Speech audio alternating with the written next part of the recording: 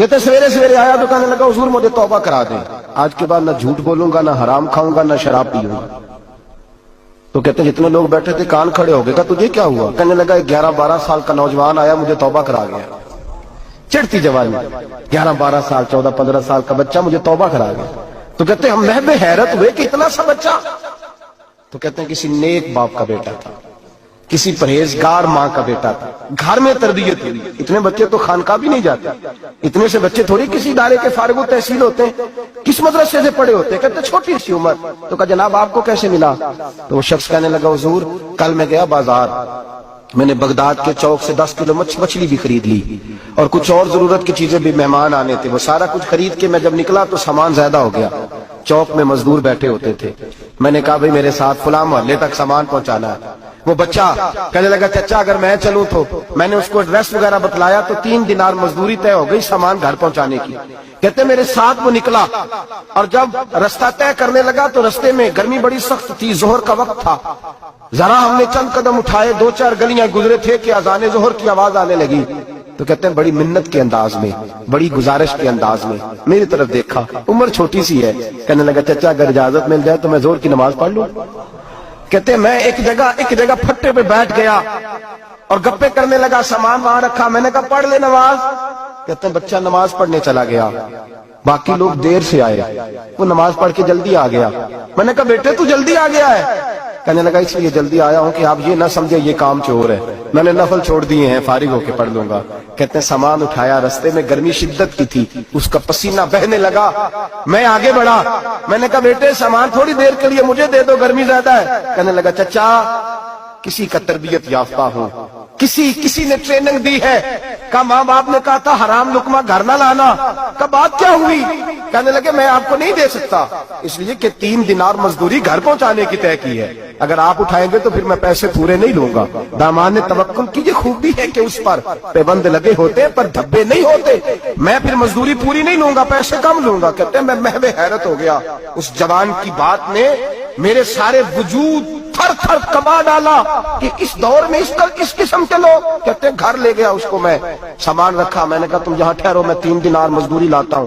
کہتے ہیں پیسے لینے گیا تو بیوی کو بتایا بڑا نیک ہے، بڑا پرہیزگار جوان ہے، کہنے لگی روٹی پکی ہوئی ہے، اسے تو دوپہر کا کھانا کھا لے۔ کہتے ہیں میں باہر گیا، 3 دینار تھمائے، میں نے کہا بیٹے ایک بات مانو گے؟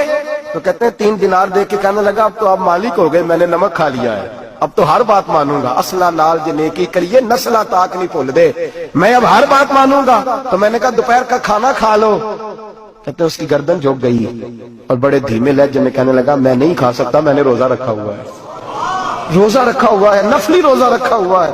کہتے ہیں میں اور پریشان ہوا، میں نے فوری طور پہ سوال کیا کہ اب تو کدھر جائے گا؟ تو کہنے لگا اب میں کہیں نہیں جاؤں گا، میرے 1 دن کا خرچہ میرے ماں باپ نے جو ڈیوٹی لگائی ہے وہ 3 دینار ہے، پورا ہو گیا ہے، اب میں باقی جو وقت بچے گا یا قرآن پاک کی تلاوت کروں گا یا محمد عربی پہ درود و سلام پڑھوں گا، میں اب کوئی اور کام نہیں کروں گا۔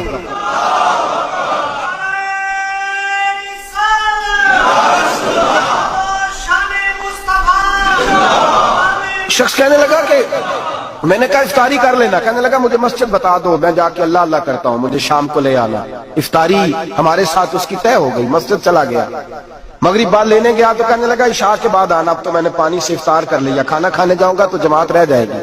کہتے ہیں عشاء کے بعد میں لایا، اس کو کھانا کھلایا، رات گہری ہو گئی تو میں نے کہا تو سو نہیں جاتا؟ کہنے لگا کوئی حرج نہیں، کبھی دور مزدوری کرنے نکل جاؤں تو رہ بھی جاتا ہوں، گھر والوں کو پتا ہے۔ کہتے میں نے مسافر خانہ کھولا، یوں سمجھیے ڈرائنگ روم بیٹھک میں نے کھولی، اس کو سلا دیا، میں اور میری بیوی اپنی معذور بیٹی کو روٹی دینے گئے اور ہم نے جا کے اس کو کھانا کھلایا جو ٹانگوں سے معذور تھی، اور ساتھ کہا کہ بیٹی آج بڑا پرہیزگار جوان ہمارا مہمان ہے، آج چڑھتی جوانی اور تقوی کی روشنی اس کے چہرے سے چمکتی، کیا بات ہے، بڑے ہی اچھے گھرانے کا تربیت یافتہ ہے۔